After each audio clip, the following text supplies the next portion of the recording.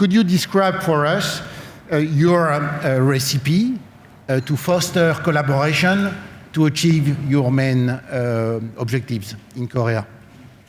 Yeah, in Korea, the Republic of Korea, we are implementing digital platform government, we called it.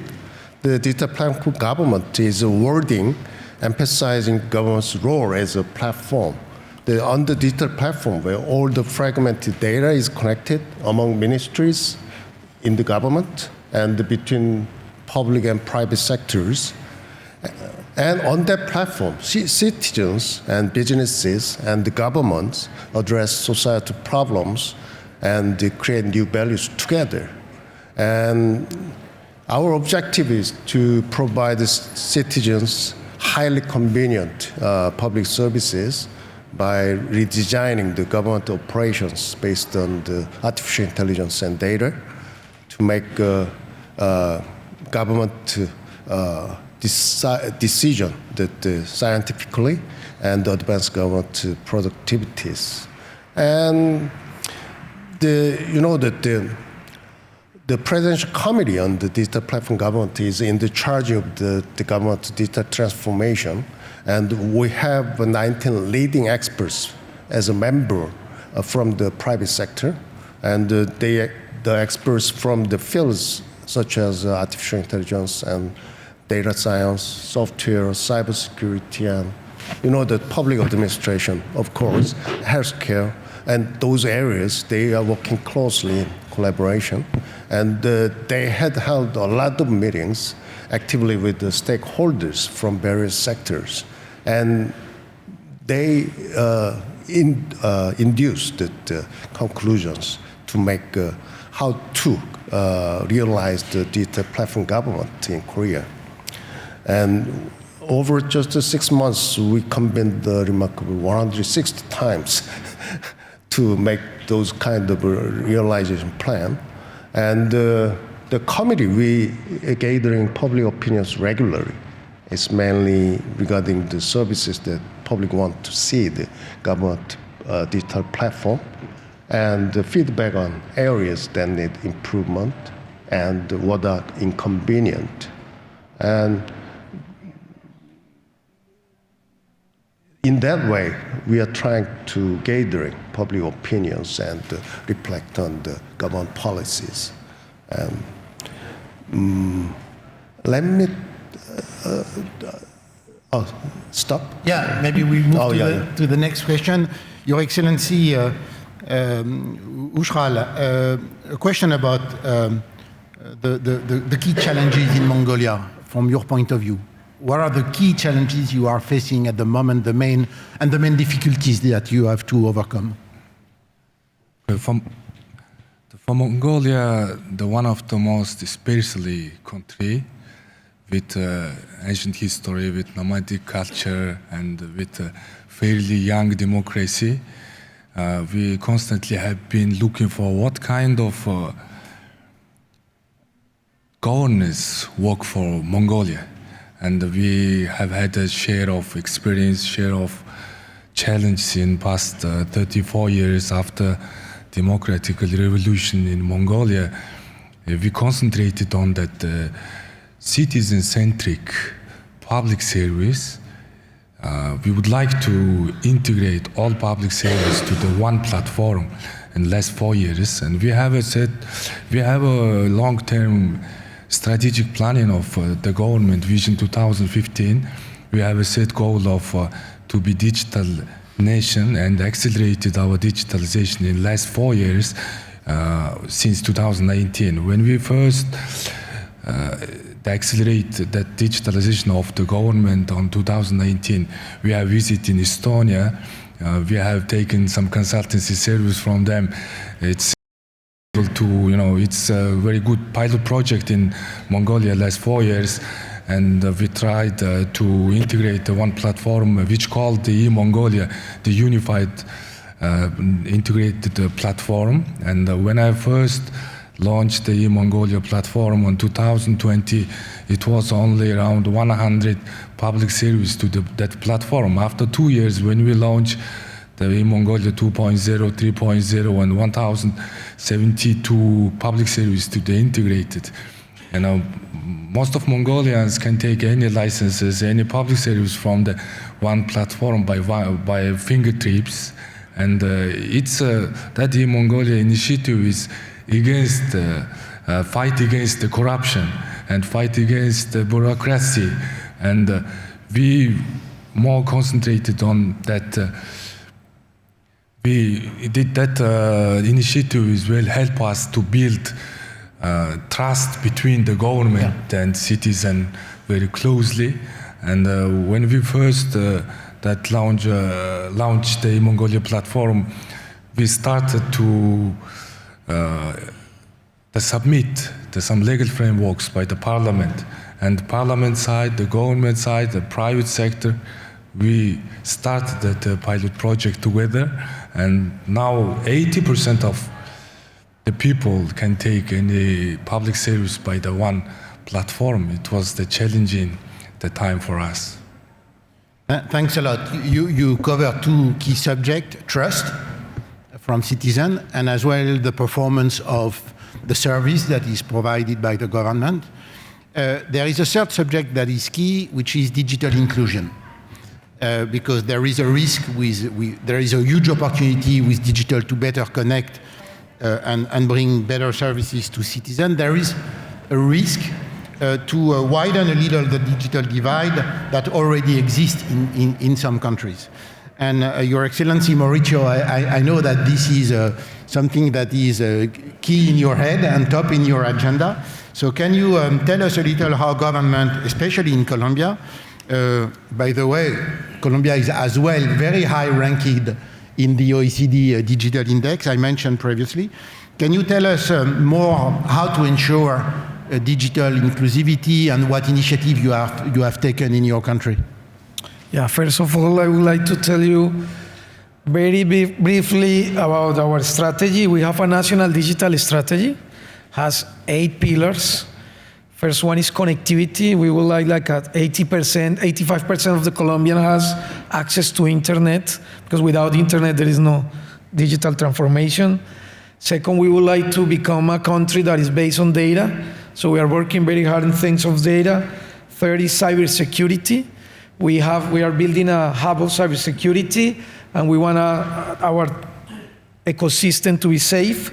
Fourth, we are working on digital education, teaching 1 million people in Colombia now, boot camps, coding for kids at primary, technology at secondary.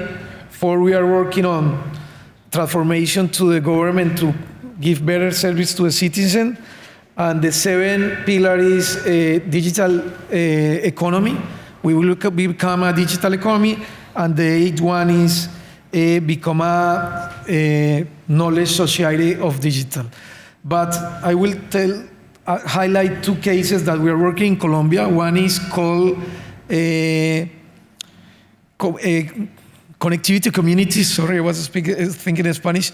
Connectivity communities, in which we are organizing communities organized by themselves. We give the teaching, the technology, we give for free on the equipments, and they become a service internet providers in their communities.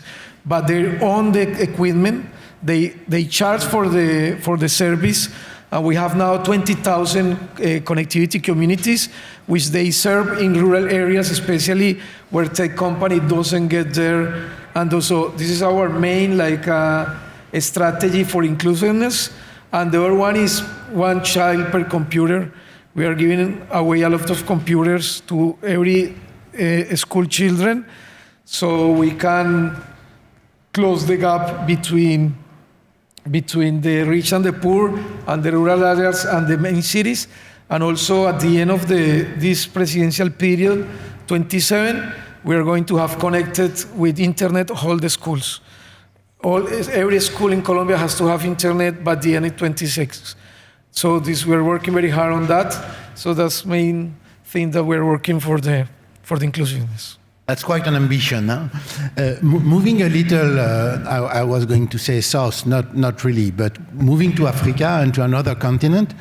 Honorable Minister, Paola, could you please as well elaborate on this? What initiative you have taken in Rwanda to reduce the risk of divide between population when it comes to digital? So maybe let me start by painting a picture on what our vision is as a country when it comes to digital transformation, which is really largely around, I mean, we've all heard the expression leaving no one behind. And so for a country like Rwanda, what that truly means is ensuring that some of the digital transformation initiatives that we do take up are very context specific and are inclusive. And these are some of the principles, and the panel that spoke before us touched a bit on some of the principles that you look at when you're digitizing services, which is really inclusivity and accessibility and affordability. And so really ensuring that when we deploy digital tools and services, how do we make sure that everyone can fully benefit from the investments that the country and the private sector is making as a whole. A kind of inclusion by default. Exactly.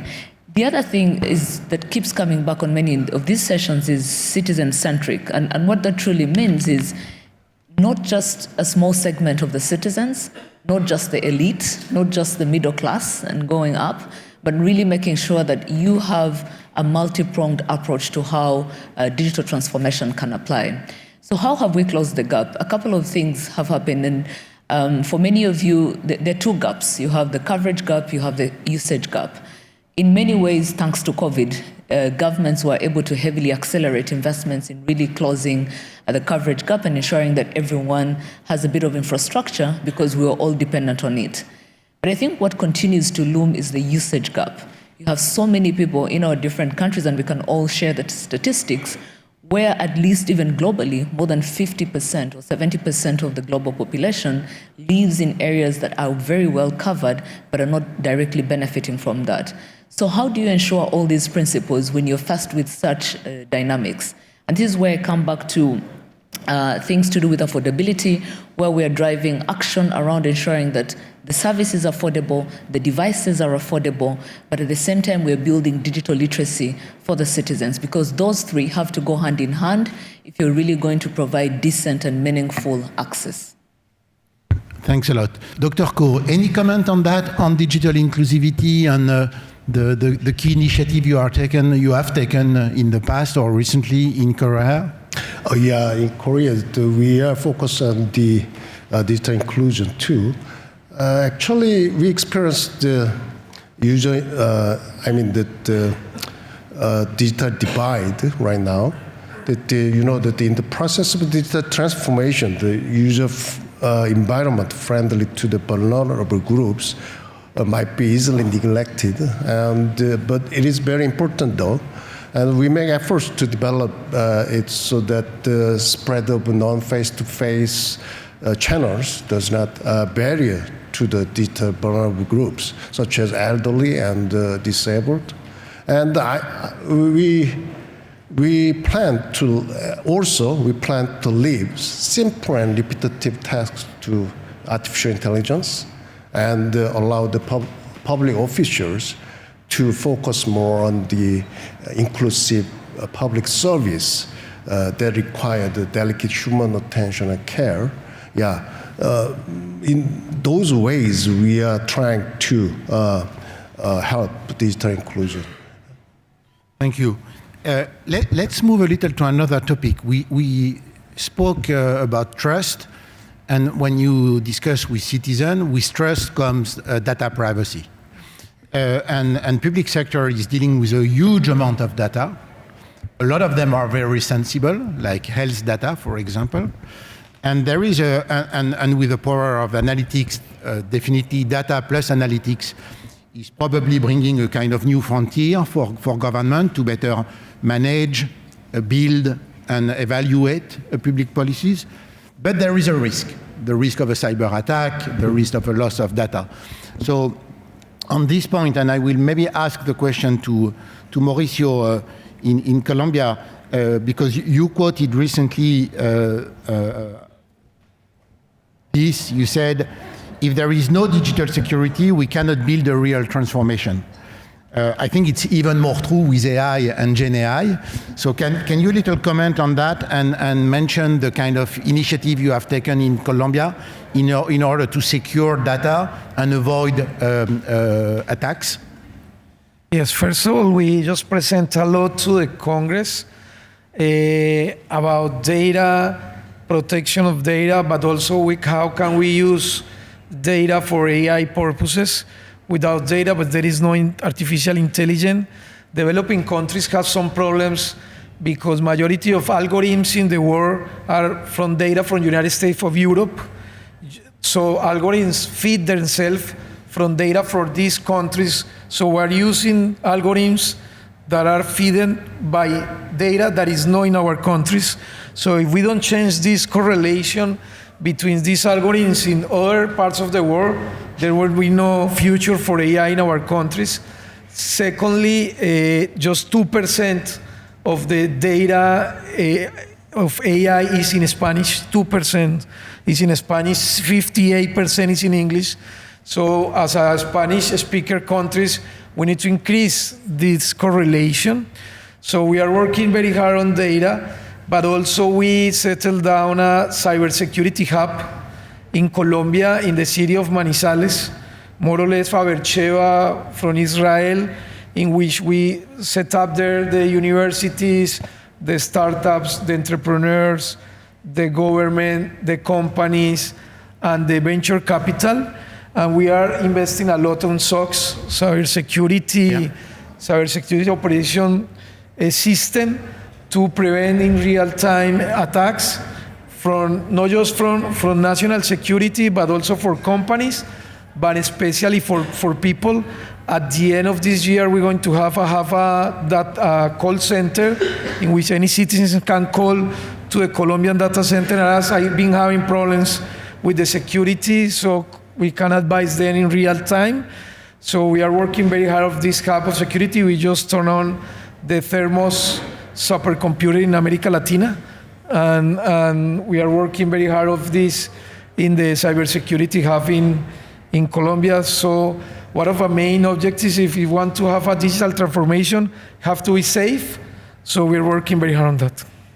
Maybe just on a side question, it was not scheduled, but you mentioned the need to feed data with data in Spanish. Is there any collaboration between the Latin American countries or Spain in order to push that agenda forward? Pues we have a submarine cable with Europe called Vela Cable. We are investing very hard of building cables with United States and with Europe, especially with Spain. So we can have data from Europe through the submarine cable. And we set up also a institution called Renata, in which we are working on data for scientists, data for research. So we have this cable connected with Spain. Okay, thank you. Minister, in Rwanda, you recently passed a new data protection law. Can you elaborate a little about it and on the security it is bringing to citizens? So about 2 years ago, we launched our data protection and privacy law. And the reason we did that is 10 years ago, the government of Rwanda took the decision to digitize most of its services and put them on an online platform that we call Irembo. And so within 5 years, we went from 0 services to the first 100 most in-demand services by citizens. And what that also meant, we're getting into an era where when it comes to services, you want to provide personalized services, right? And so to do that, you must use personal data.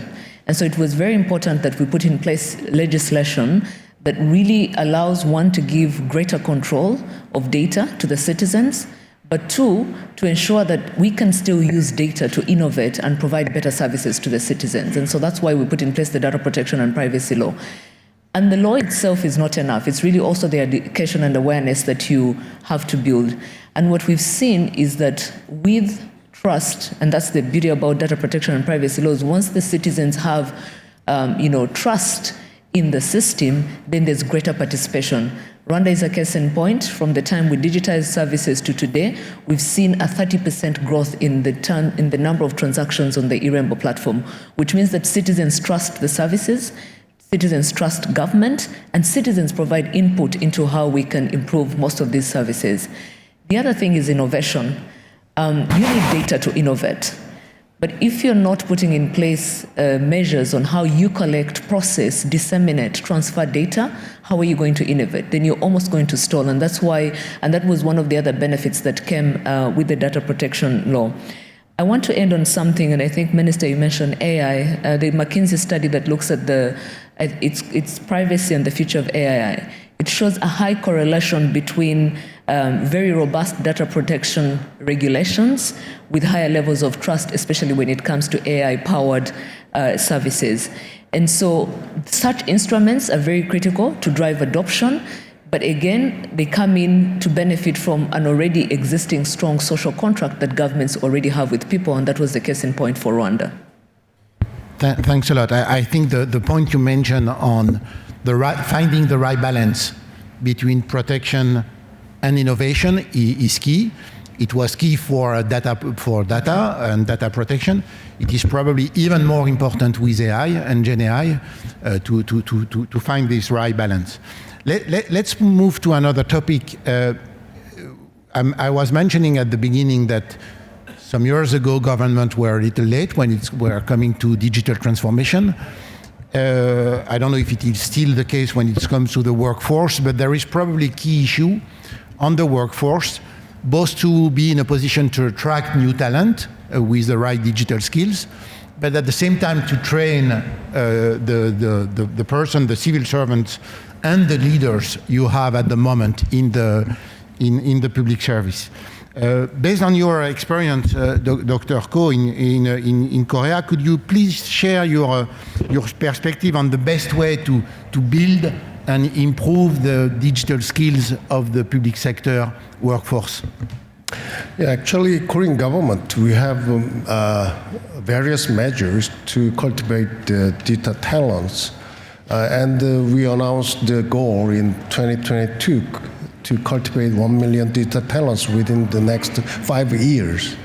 So we are making the software classes at the elementary school and middle school, and we are creating data innovation colleges or AI graduate schools. But you know that we're trying hard, but we face the big problem. We are short of teachers and professors qualifying for classes. And they can teach how to use digital technologies and data to define the problem and to solve that problem. But you know that we are short of those kind of teachers. So now we are really putting our efforts into the training teachers on a sort of digitalization education, what I'm saying. And on the other hand, we are also trying to produce the quality online lectures to the students, and even we develop and employ the AI tutors for those areas so we can have enough teachers. Thanks a lot. Moving from skills and to moving a little to innovation and partnership and collaboration, to deliver the right digital services to citizens, you have probably both from a need to connect to the private sector and to a need to access to finance, to leverage on public-private partnership. And you mentioned, Paola, the Irembo platform you put in place. Can you elaborate a little about that, on what value a PPP has brought to you in such an occasion? Yes, I can. And maybe let's start with why did we do it? Yeah. Then we can talk about the value. So about 24 years ago, we made a decision as a country that we were coming out of the genocide against the Tutsis. Technology was going to be a key enabler for growth for a country such as ours, where we're starting from scratch. And so what we were trying to address is, if we're talking about digital government transformation, we've already laid in place the infrastructure. But what does that infrastructure truly mean for a Rwandan citizen that is any part of Rwanda? Are they getting better services? Do they have better access to information? Can they engage and communicate easily? And so that's where the decision to build all government services and put them online came. Now, as you can imagine, even today, leave alone 24 years ago, every government is constrained on resources, financial resources. The ambitions are huge, the resources many times don't match those ambitions. So a natural choice for us as Rwanda was, how do we transition into a public-private partnership that allows us to digitize faster services, but at the same time address what I could say a two-point objective, which is how do citizens get better services and how do governments deliver those services more efficiently? And so when we did that, we entered into partnerships that allowed us to have technology transfer, build capacity. You talked about the issue of building skills, build capacity within the country. And what that allowed us, like I mentioned before, today we have about 150 services that are online from about 20 government institutions. We've been able to collect more than 100 million in revenues, and that is because there's more transparency in collecting revenues for these services. But at the same time, you're seeing growth of more than 31% in growth of transactions that citizens are taking on. So where are we going now as we think about this? How do we create an ask once policy? We talked about data protection and privacy. You want to put in place an ask once policy so that for all the 150 services, every citizen doesn't have to enter the same piece of information. Just like Colombia, our target is that by the end of this year, we digitize the remaining 350 services and we'll have all government services online for Rwanda. So maybe just in conclusion, I think what I want to emphasize on this is, because the question is around public-private partnerships, partnerships are essential. We have the minister from Korea. If it wasn't thanks to the partnership that Rwanda had with Korea, would not have put in place been the first country to put in place the very first 4G infrastructure. So partnerships when it comes to digital transformation agenda is what really enables us to move much faster, but also achieve some of the ambitions that we have. Thanks a lot. Unfortunately, we have only 30 seconds to go, so I will maybe take one more minute, but no more. Just maybe a question to each of you and an answer in 30 seconds. From your point of view, what will be, for you as leader in the public transformation, the barometer of success in 2 or 3 years? If you want to start. Having a digitally empowered population. For Colombia is the democratization of AI. We would like to become a hub in America Latina, and democratization is a key issue. Mongolia is a vast area and a small population. That's why I consider that our future of the government will more focus on the new technology, but human-centered. Thank you. Yeah, in Korea, I would like to make the face of the government, online side.